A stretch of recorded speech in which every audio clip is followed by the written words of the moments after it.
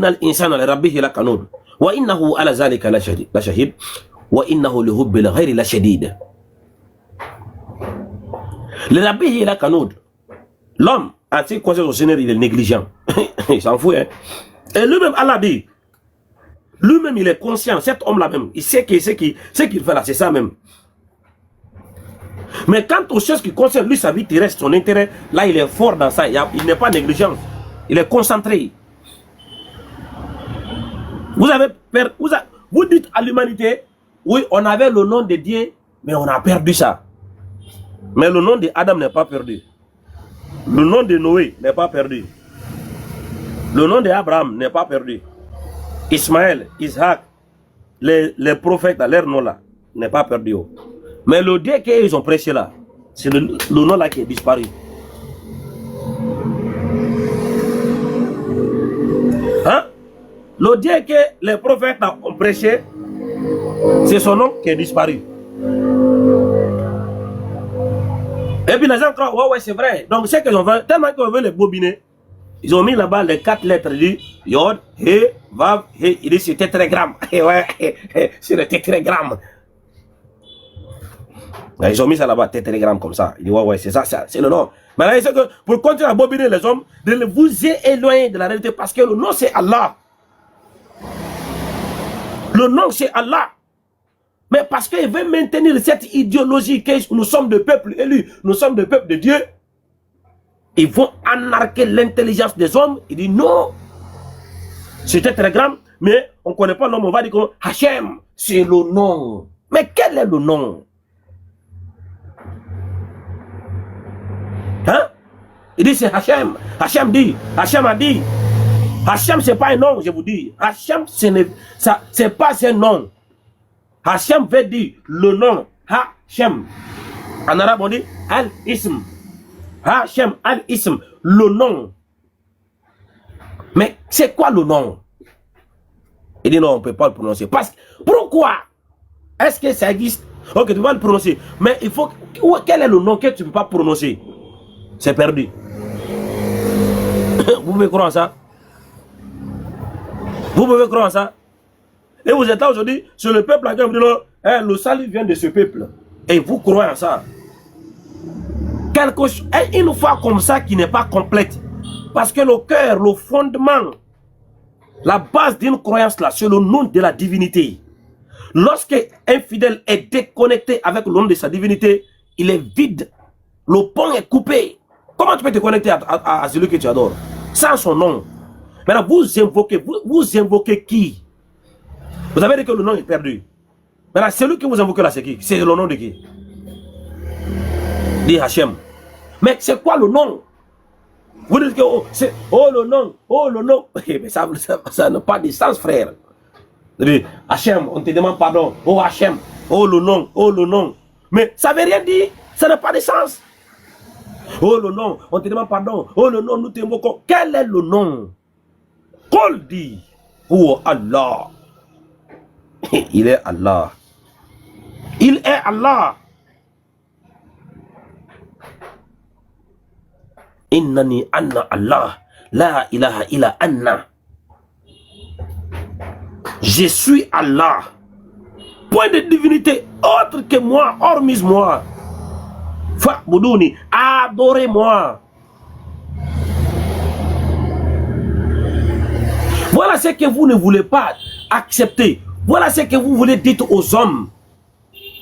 La vérité là, ça ne se cache pas. La vérité là n'a pas peur. La vérité là n'a pas honte. La vérité se manifeste. La vérité se détermine. La vérité se montre. Ça ne se cache pas. Pourquoi une vérité va se cacher? Pourquoi une vérité va avoir honte? Mais c'est la vérité. On vous a tous bobinés, emballés, et puis jetés dans la mer. Vos cerveaux là, vous ne pouvez plus vous libérer. Non. Allah a envoyé le libérateur. Le libérateur. On l'appelle Ahmad, l'avocat, l'intercesseur. C'est lui qu'on fait appel en cas de détresse. C'est lui qu'on appelle en cas de problème. C'est lui qui intercède à la place des autres. C'est lui, Muhammad, sallallahu alayhi wa sallam. C'est lui qui donne une consolation à ceux ils sont dans la détresse. Et on ne peut pas l'échapper. Allah lui a donné une responsabilité immense. Sur ses épaules repose la responsabilité. Vous ne comprenez pas? Ah non, non, non, ça part de fils de Marie. Vous ne comprenez pas qui est Mohammed. On dit sur ses épaules repose la gouvernance, la responsabilité de l'humanité. Et sur ses épaules, c'est Mohammed sallallahu alayhi wa sallam. Parce que Allah lui a donné ça.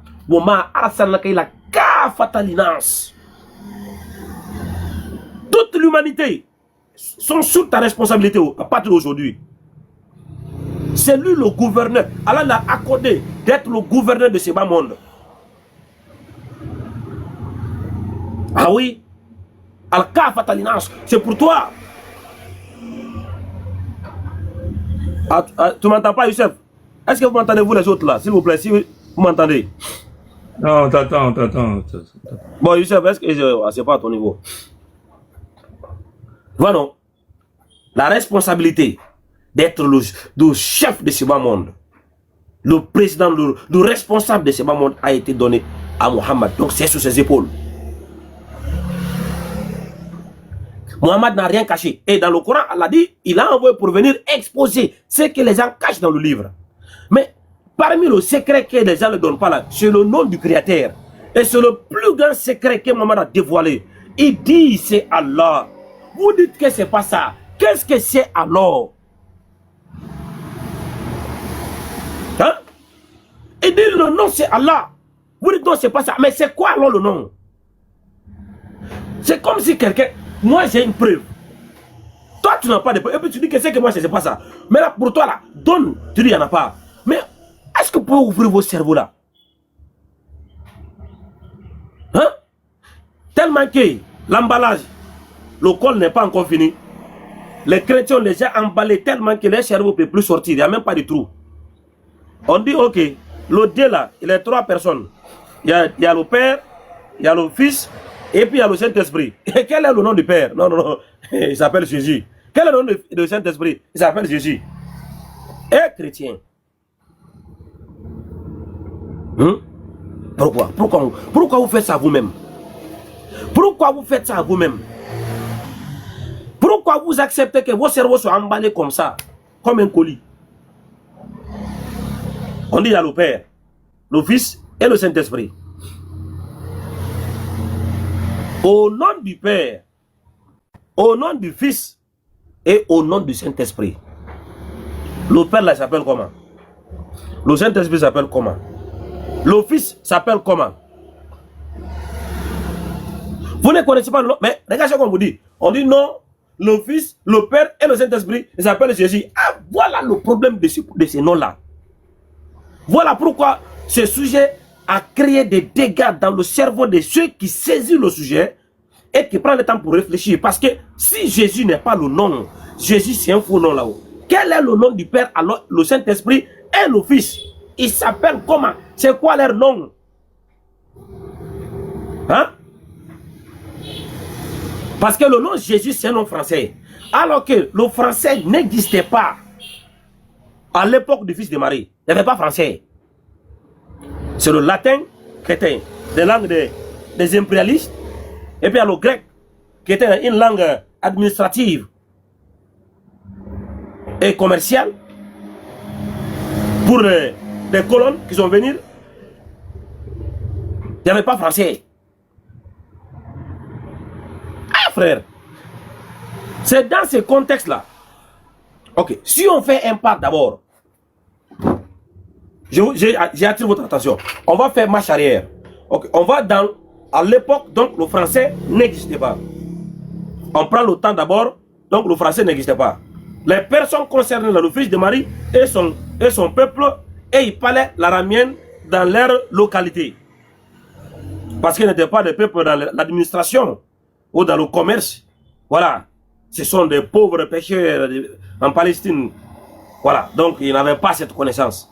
Ils n'ont pas étudié. L'éducation à cette époque-là est trop basse. Voilà. C'est pas tout le monde qui avait la capacité de pouvoir apprendre ou aller à l'école. Alors, mais les langues locales quand même, tout le monde peut parler de ça comme aussi dans nos villages. Si tu viens dans un village où ce sont des sous-sous qui sont là-bas, les gens parlent sous-sous. Parce que c'est quelque chose qui est transmis de l'enfant à son père et de l'enfant de père à ses enfants. C'est comme ça. Si c'est Baoulé qui parle, Baoulé sera parlé. Si c'est Bété qui parle, c'est Bété qui sera parlé. On n'a pas besoin d'apprendre ça à l'école parce que c'est des langues maternelles. Ça s'est transmis. Un enfant, dès qu'il commence à naître, il commence à grandir, ses parents lui parlent. Et il va s'adapter à la langue. Et c'est comme ça, il s'adapte à la prononciation. Voilà. C'était l'aramienne. Maintenant, ok, à cette époque-là, le père s'appelait comment? On n'a pas encore arrivé au niveau des Grecs parce qu'il n'y avait pas de Bible d'abord. Il n'y avait pas de Bible. Il n'y avait pas de Bible. Le père s'appelle comment? Le fils s'appelait comment? Le Saint-Esprit s'appelait comment? Hein? Choisissez un nom. Est-ce qu'il y a un chrétien en haut? Je suis là, je ne sais pas comment, quand est-ce que tu vas laisser la parole. Regarde, je chute sous ça. Le père s'appelle comment? Le fils s'appelle comment? Avant la Bible, au 1er siècle. Le fils, le père, le Saint-Esprit, à l'époque du fils de Marie, à l'époque de Christ, quel était le nom du père, du fils et du Saint-Esprit?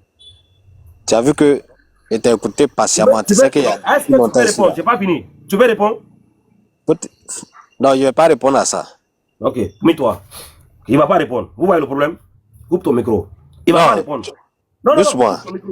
Coupe ton micro. Tu ne vas pas répondre, non? Coupe ton micro. Merci beaucoup. Il ne va pas répondre. Vous savez pourquoi? Parce qu'il ne peut pas répondre. Il ne peut pas répondre. Voilà comment les gens acceptent que leur cerveau soit emballé comme ça et il ne peut pas se battre pour lever leur pensée, quoi. À l'époque du fils de Marie, quand il prêchait son évangile là-haut, quel était le nom du Père, du Fils et du Saint-Esprit? C'était quoi son nom?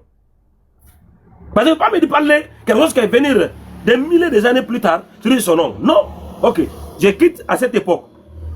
Maintenant, je rentre dans l'époque donc le Nouveau Testament a été écrit selon les faits historiques de l'Église. Ça veut dire quoi? À partir déjà de l'an 50 jusqu'à l'an 100, le Père, le Fils et le Saint-Esprit s'appelaient comment?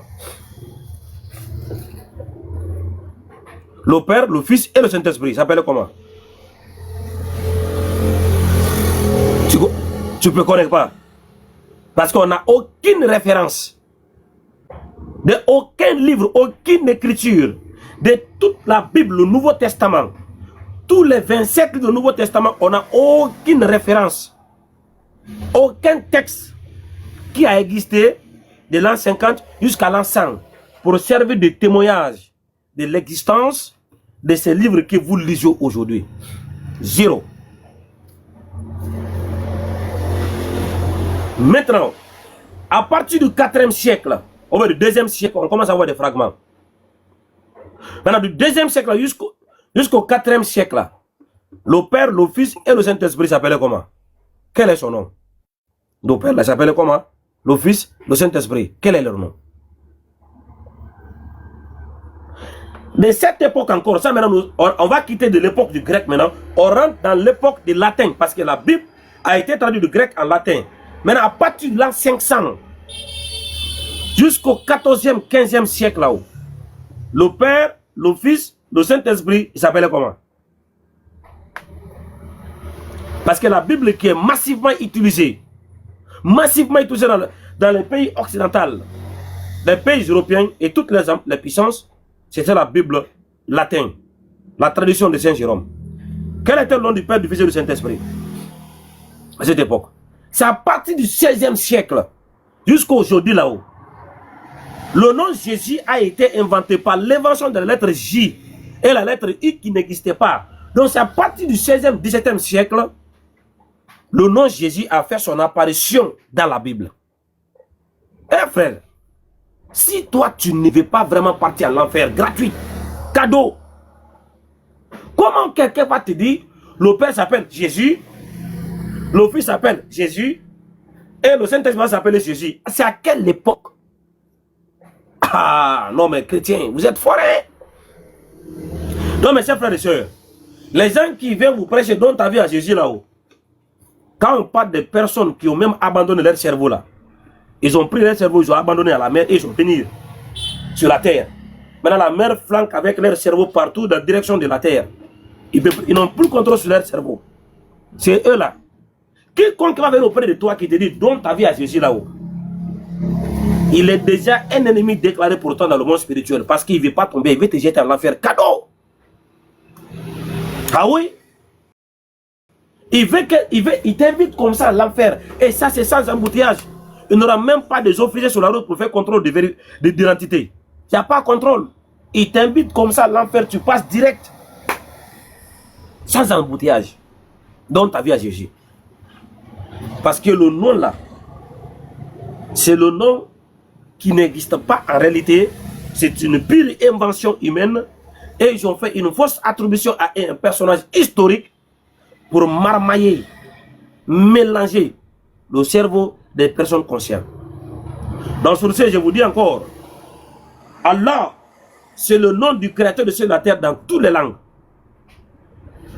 Allah, c'est le nom pur parce que le créateur il est pur.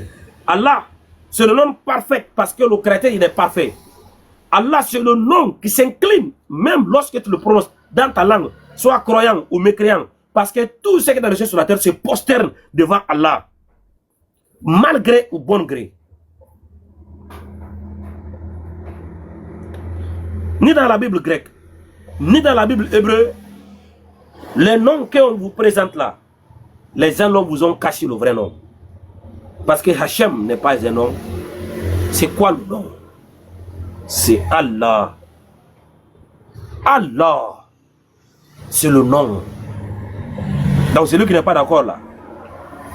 Le panel est ouvert. Mais ne me dis pas Jésus. Cette parole sera intense ce matin là. Ne me dis pas Jésus. Hein? Parce que Jésus, je vous dis encore, c'est une pure invention humaine. Et ils ont fait cette attribution au fils de Marie. Si c'est faux, c'est à vous le mic. Assalamu alaikum wa rahmatullahi wa barakatuh. Ok, merci.